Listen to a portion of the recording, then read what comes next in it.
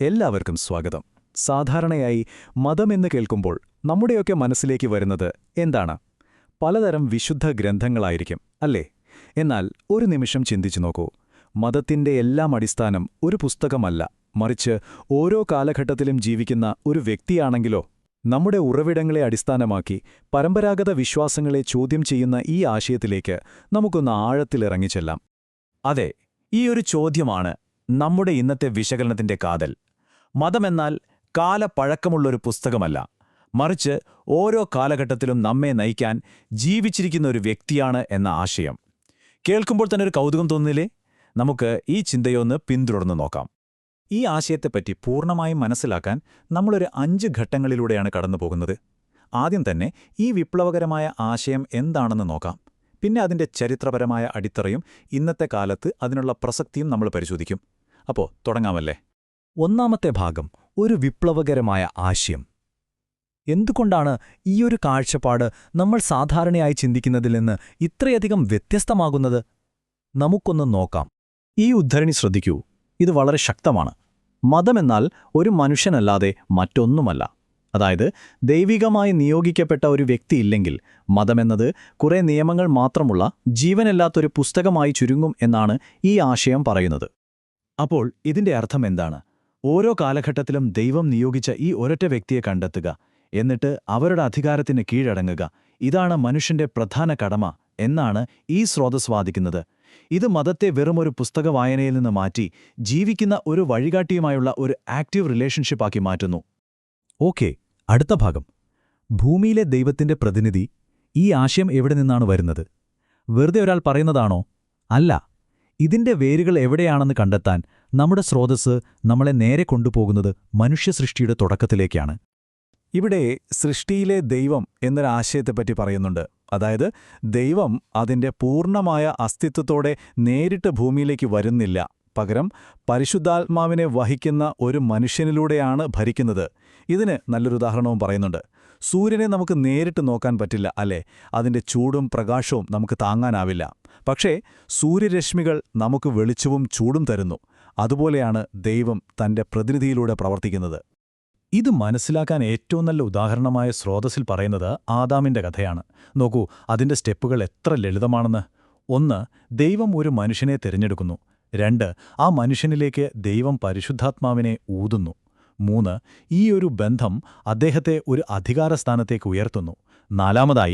ആ അധികാരത്തെ അംഗീകരിക്കുന്നതിന്റെ പ്രതീകമായിട്ട് മാലാഖമാരോട് ആ മനുഷ്യനു മുന്നിൽ പ്രണമിക്കാൻ കൽപ്പിക്കുന്നു. അപ്പോ ആദരവ് ആ വ്യക്തിക്കല്ല, മറിച്ച് ആ വ്യക്തിയിലൂടെ പ്രവർത്തിക്കുന്ന ദൈവിക അധികാരത്തിനാണ്. ഈ പരിശുദ്ധാത്മാവ് എന്ന ബന്ധത്തെപ്പറ്റി പറയുമ്പോൾ വളരെ രസകരമായ ഒരു ആധുനിക ഉപമയാണ് ഉപയോഗിക്കുന്നത്. കമ്പ്യൂട്ടറിലേക്ക് ഒരു ഇന്റർനെറ്റ് കേബിൾ കണക്ട് ചെയ്യുന്നതുപോലെ ദൈവത്തിൽ നിന്ന് ആ മനുഷ്യനിലേക്ക് ഒരു ഡയറക്റ്റ് കണക്ഷൻ. ആ ഒരു ആശയം കിട്ടിയോ? അതായത് ഊഹാപോഹങ്ങളോ പുസ്തക വ്യാഖ്യാനങ്ങളോ അല്ല, ഒരു ലൈവ് കണക്ഷൻ. ശരി, അപ്പോ ഇങ്ങനെയൊരു സംവിധാനം ദൈവം ഉണ്ടാക്കി. പക്ഷേ അതത്ര സുഗമമായി മുന്നോട്ടു പോയോ? ഇല്ല. തുടക്കത്തിൽ തന്നെ ഒരു വലിയ സംഘർഷമുണ്ടായി. നമ്മുടെ സ്രോതസ് പറയുന്നത് ആ സംഘർഷം അന്നു മുതൽ ഇന്നുവരെ ഓരോ തലമുറയിലും ആവർത്തിച്ചുകൊണ്ടിരിക്കുകയാണെന്നാണ്. ചരിത്രത്തിലേക്കൊന്ന് നോക്കിയാൽ ഈ പാറ്റേൺ വളരെ വ്യക്തമാണ്. ആദാമിന്റെ അധികാരം സാത്താൻ ചോദ്യം ചെയ്തു. അദ്ദേഹത്തിന്റെ പിൻഗാമിയെ സ്വന്തം സഹോദരൻ തന്നെ എതിർത്തു. നോഹയെ അദ്ദേഹത്തിന്റെ ജനത തള്ളിക്കളഞ്ഞു.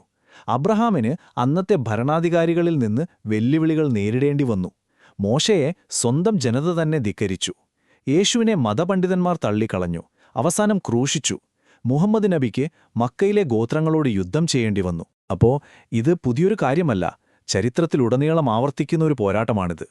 ഈ പോരാട്ടത്തിന്റെ പ്രാധാന്യം എത്രത്തോളമുണ്ടെന്ന് കാണിക്കുന്ന ഒരു ഉദ്ധരണിയാണിത്.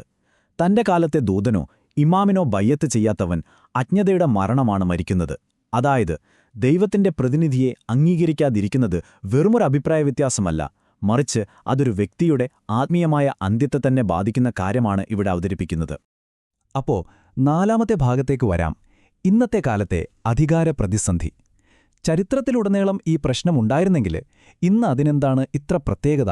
സ്രോതസ് പറയുന്നത് ഇന്നത്തെ കാലമാണ് ഏറ്റവും മോശം, ഏറ്റവും സങ്കീർണമായ സമയം എന്നാണ്. എന്തുകൊണ്ടായിരിക്കും അത്? അതിന്റെ കാരണമാണ് ഈ താരതമ്യത്തിൽ കാണുന്നത്. ഒരു വശത്ത് ദൈവത്താൽ നിയോഗിക്കപ്പെട്ട യഥാർത്ഥ പ്രതിനിധി. അദ്ദേഹത്തിന് ദൈവവുമായി നേരിട്ട് ബന്ധമുണ്ട്, ജനങ്ങളുടെ രക്ഷയാണ് ലക്ഷ്യം. മറുവശത്തോ പ്രവർത്തനരഹിതനായ പണ്ഡിതൻ എന്നാണ് സ്രോതസ് അവരെ വിശേഷിപ്പിക്കുന്നത്. അവർ സ്വയം നേതാക്കന്മാരാകുന്നു, പുസ്തകങ്ങളെയും സ്വന്തം ഊഹങ്ങളെയും ആശ്രയിക്കുന്നു. ലക്ഷ്യം പലപ്പോഴും വ്യക്തിപരമായ നേട്ടങ്ങളായിരിക്കും. ഈ വ്യത്യാസം വളരെ വലുതാണ്.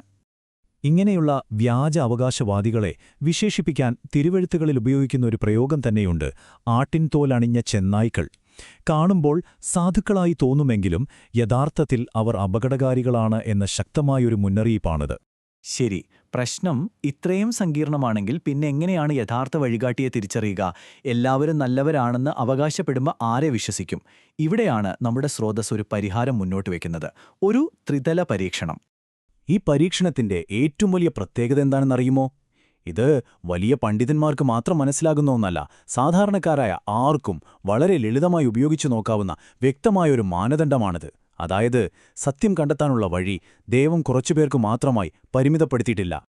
അപ്പോൾ എന്തൊക്കെയാണ് ആ 3 തൂണുകൾ? ഒന്നാമത്തത് ദിവ്യമായ അറിവ്, അതായത് ദൈവീക രഹസ്യങ്ങൾ വിശദീകരിക്കാനും എല്ലാ മതഗ്രന്ഥങ്ങളെയും ഒരുമിച്ച് ചേർക്കാനും ചരിത്രത്തിലെ വിട്ടുപോയ കണ്ണികളെ പൂരിപ്പിക്കാനുള്ള കഴിവ്. രണ്ടാമത്തത് ദൈവത്തിന്റെ പരമാധികാരത്തിലേക്കുള്ള ക്ഷണം. അദ്ദേഹം ജനങ്ങളെ ക്ഷണിക്കുന്നത് തന്നിലേക്കോ മറ്റേതെങ്കിലും വ്യക്തിയിലേക്കോ അല്ല, മറിച്ച് ദൈവത്തിലേക്ക് മാത്രമായിരിക്കും. മൂന്നാമത്തേതും ഏറ്റവും പ്രധാനപ്പെട്ടതുമായ ഒന്ന് സ്ഥിരീകരിക്കാവുന്നൊരു വസിയത്ത്. അതായത്, അദ്ദേഹത്തിന് മുൻപ് വന്ന പ്രവാചകന്റെയോ പ്രതിനിധിയുടെയോ ഒസ്യത്തിൽ ഇദ്ദേഹത്തിന്റെ പേരും അടയാളങ്ങളും കൃത്യമായി രേഖപ്പെടുത്തിയിട്ടുണ്ടാകും. ഈ 3ഉം ഒരാളിൽ ഒരുമിച്ച് വരണം. ഈ സ്രോതസ് ഉറപ്പിച്ചു പറയുന്നൊരു കാര്യമുണ്ട്: ഈ 3 തൂണുകളും, അതായത് ദിവ്യമായ അറിവും ദൈവത്തിലേക്ക് മാത്രമുള്ള ക്ഷണവും മുൻകൂട്ടി രേഖപ്പെടുത്തിയ ഒസ്യത്തും, ഇവ 3ഉം ഒരുമിച്ച് ഒരാളിൽ കാണണമെങ്കിൽ അയാൾ തീർച്ചയായും ദൈവത്തിൽ നിന്നുള്ളവനായിരിക്കും. അല്ലാത്തൊരാൾക്ക് ഇത് 3ഉം ഒരുമിച്ച് അവകാശപ്പെടാൻ കഴിയില്ല. അപ്പോൾ നമ്മുടെ ഇന്നത്തെ ഈ വിശകലനം അവസാനിപ്പിക്കുന്നത് ഈയൊരു ചോദ്യത്തോടെയാണ്: ദൈവത്തിന്റെ യഥാർത്ഥ പ്രതിനിധിയെ തിരിച്ചറിയാൻ ഇത്രയും വ്യക്തമായൊരു പരീക്ഷണം നിലവിലുണ്ടെങ്കിൽ അത് നമ്മുടെ വിശ്വാസത്തെക്കുറിച്ച്, നമ്മൾ സത്യത്തെ സമീപിക്കേണ്ട രീതിയെക്കുറിച്ച് എന്തെല്ലാമാണ് പറഞ്ഞു തരുന്നത്? ഇതൊന്ന് ആലോചിച്ചു നോക്കൂ.